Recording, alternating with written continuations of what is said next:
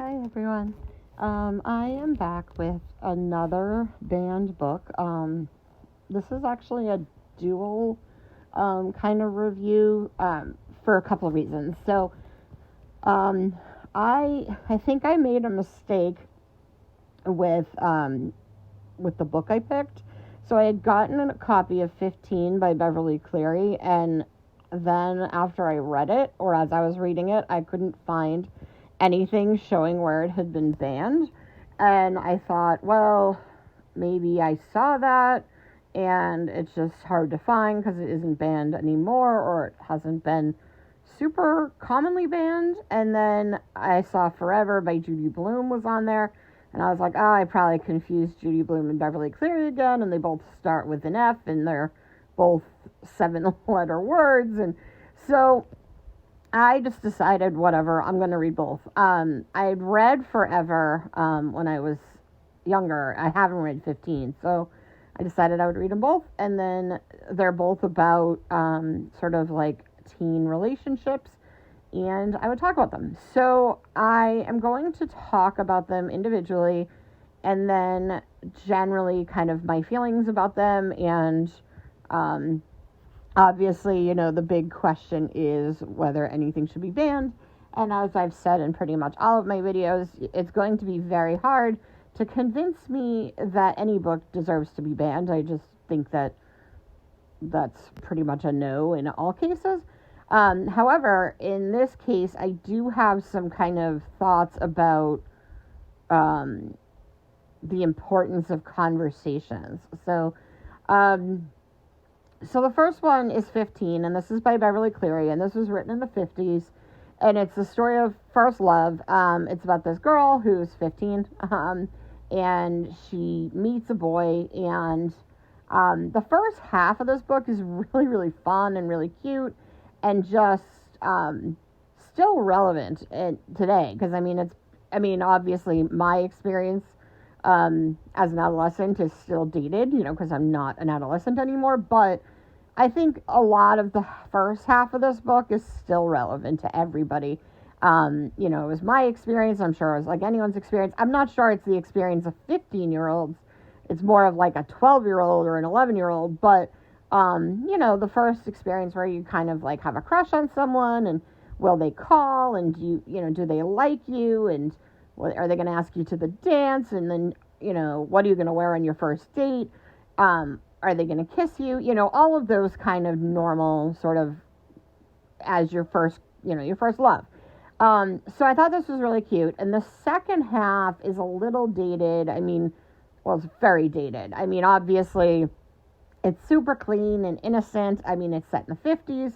So, the conversations, the things that are concerning to them at 15, don't really feel as relevant today. Because, again, like I said, this is more like 11-year-old, kind of 12-year-old relationships, more middle school now. But even then, again, we've all kind of had that first crush, and, that stuff's pretty relevant still. My biggest problem with it is that, like, the second half of the book, there's, like, obviously, it's a romance, so there's some miscommunication, misunderstandings, and the main character's biggest concern is that, like, she doesn't know what her purpose is if she's not this guy's girlfriend. And that's sort of frustrating, and I'm not saying that that's not still true. I hope it's less so than it was when I was a kid. Because even when I was a kid, it was less than it was probably in the 50s. Although, I know, like, when I was in middle school and stuff, like, that was really important, like, even in high school. The number of friends I've had who kind of just, like, abandoned me because they were suddenly dating someone, that hasn't really, I don't know if that's even totally changed. I'm sure there's still, people who do that, and I'm sure it's still pretty common. But, obviously, like, the only thing, if in any way that, like, in this book, the only thing that could be remotely controversial would be, having that conversation with, your kids about basically, like, you're a whole person regardless of, who likes you or doesn't like you. So, but this was cute. I think it's An interesting read. Like I said, I don't know how, relevant it would be for, definitely not for 15-year-olds. High school freshmen might find it very kind of childish, but I do think it would still be somewhat cute for, a middle grade reader. And, I think it's also interesting just to kind of see how, things have changed, obviously, since the 50s. So the second book is Judy Blume's Forever, and this one was written in the 70s. The characters are 17, and this one is the one that's, like, pretty commonly banned. And I'll be honest, this is, like, more sexually explicit than I think YA even is today. And it's not, like, explicit in, like, a dirty way. I definitely wouldn't read it and think, like, oh, this is, like, really raunchy or inappropriate, for the audience. I mean, again, these characters are 17, which I feel like is probably, like, the way things are. I mean, I think, most kids have had conversations about sexuality by 17. And I feel like this is maybe more of, like, I know I read this in middle school, and I think it's probably more, like, late middle school, early high school, when you really are starting to have those conversations about sexuality and about sex. So this story follows a girl who meets a boy very similar, like, actually the whole opening is pretty similar. It's like she likes him, does he like her? They're going on their first date.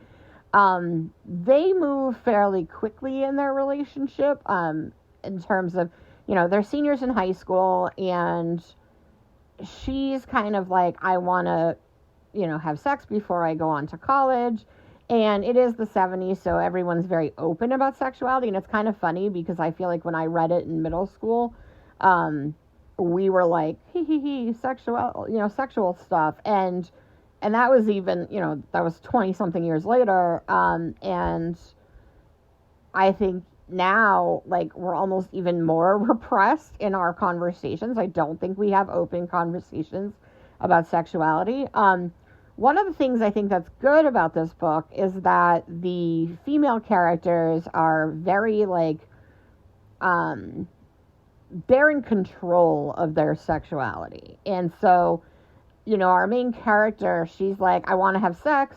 I want to explore sexuality. And then she goes and she gets herself birth control. Like, she's fully in command of her, like, sexual desires and awakening and what she wants.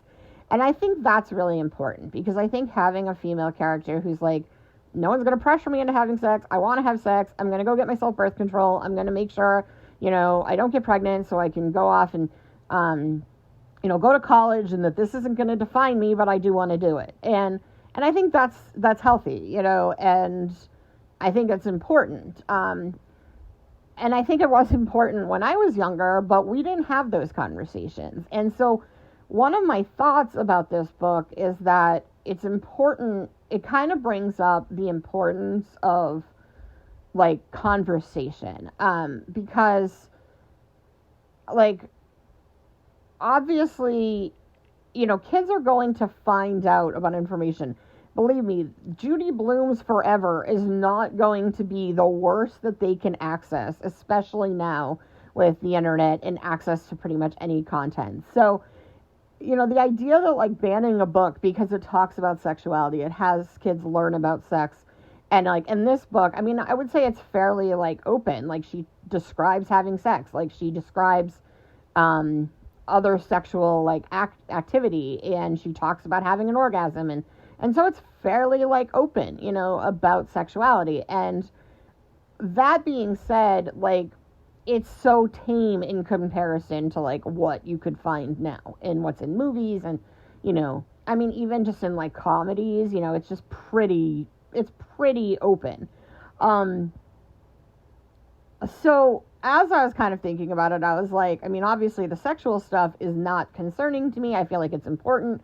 The last thing we want kids to do is, like, only learn about sex from their friends or from, unfortunately, a lot of kids, like, if they're not having those conversations and people around them are not open to having those discussions and their parents are, not wanting to talk about it with them, where are they going to find out? Well, they're going to find out on the internet, and that's going to lead to porn, and, especially for girls, like, that's really unhealthy. I mean, it's unhealthy for boys too, but, like, it's very unhealthy because, there's not a sense of, like, what actual human sexuality looks like. Some of the, not only the risks, but also just some of the, like, awkwardness of it, and, that it's not, like, the first time she has sex in this book, like, it's, like, really fast. He does, he finishes almost immediately, and she's like, well, that was kind of disappointing. And that's pretty common, and so these are conversations that should be had, because you don't want to set, adolescents up to think that something is, sex is something that it isn't. One of my thoughts, though, one of my bigger concerns about this book is that the main love interest for the girl is a complete and total asshole. And it's not really addressed that he's a total asshole. Like, she actually likes him, and, she feels guilty later when she decides, like, to move on. And it's like, she's like, I'm in love with him. He's my first love. And I don't know why she loves him. He is completely worthless. Like, he has no personality except being horny. I mean, the kid talks about how he had sex with some random girl and got the clap, and now he's over it, and I'm like, oh my God, like, and then he's constantly trying to get her to have sex, and she does stand up for herself and say no until she's ready, but the point is, like, he's constantly, like, groping her and touching her, and then he, like, names his penis, and then he's constantly talking about his penis with her, and, like, it's very awkward because he names his penis Ralph, and so there's this, like, conversation where she's, like, describing having, like, as they're getting, like, very physical, and, like, I'm like, wait, that's the penis's name, that's not the kid's name, and it's a whole thing. But my biggest concern here, and this is going to get fairly personal, is that I just look back at this, because I loved this book when I was in middle school, and I look back on it, and I think, no one wanted to talk about sex. Like, we weren't supposed to talk about sex in my family, and, like, it wasn't something you were supposed to be open about, and, I talked to my friends, but, like, what did they know? They knew the same things I did, passing the same books around and, sharing the same information. Again, why it's concerning when you ban books, you ban information, that just keeps kids ignorant of things that they're going to do regardless of whether or not you want them to. And, I was still, obviously, as a teenager, I was still exploring my sexuality, even though I was told not to. And so my entire exposure was things like this, or reading, like, V.C. Andrews books, or, watching movies, and, like, not the healthiest thing. And I'm looking at this and I'm thinking, I really honestly thought this was an example of first love. And then it just kind of makes me really reevaluate the relationships I was in when I was an adolescent, especially in high school. Like, as I, became sort of, like, older, and I was, everyone was talking about sex, and I was kind of like, well, you should have sex. I still knew I wanted to only have sex with somebody I cared about, but the thing is, like, my idea of what a good boyfriend looked like was a lot of stuff that was created through these books. And I kind of think that, like, one of the benefits of having a book like this is that if I had a teenage daughter, I would want to sit down with her and be like, this guy is a piece of garbage. And if she, if the main character wanted to have sex with him just because she wanted to get it out of the way and she wanted to have sex, and she was, like, equally sort of, like, treating this relationship as, like, a sexual, just an sexual experience, and she didn't think she was in love with him, I was like, that's totally fine. But, like, it just kind of made me think about how when I was an adolescent, like, the idea of a boy who, like, couldn't keep his hands off you was considered, like, oh, he loves you and he's so attracted to you, he can't control himself, and you should be flattered. And the idea that that's kind of how we were raised is why, the Me Too movement is what it is, and why so many women have been sexually assaulted or have had really like, questionable consent in their relationships. And I don't know. So I definitely don't agree with banning the book because, again, kids are going to talk about sex. They're going to learn about it. And I think the more exposure they have to different perspectives and the more conversations they have, the more they can kind of make educated decisions for the future of their, and for their lives. And I do think it's healthy that you have a female character that is like totally open about her sexuality, that she wants to have sex, that she's kind of in control of it, and that she's getting birth control, and she's like not even telling her boyfriend. She's going off and getting birth control, taking care of things. And I think that's a good role model. However, I just really, really want to stress that this boy is a horrible human being, and no one should want their first love to be anything like this kid, because he sucks. And it just kind of made me like just reassess my own early adolescent relationships. And, that's, like I said, that's a lot of personal stuff and a lot of like things that I don't really want to go into too much detail on, but yeah, the things that you think when you're younger, that what love looks like, and then you're like, wow, no, that person sucks. So anyway, these are the two books. They're like, first love stories, and again, nothing should be banned.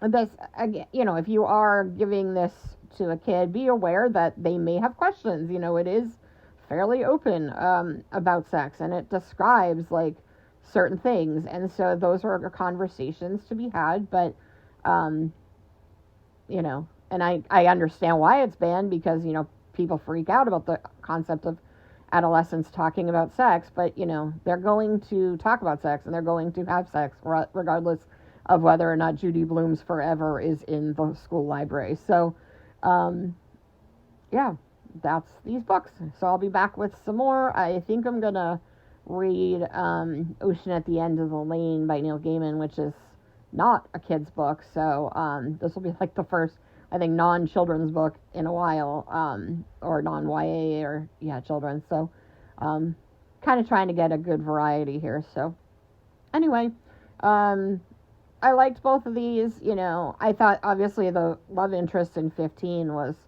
way more charming and likable than in Forever, but both of the female characters I thought were pretty authentic. So that's that. All right, bye.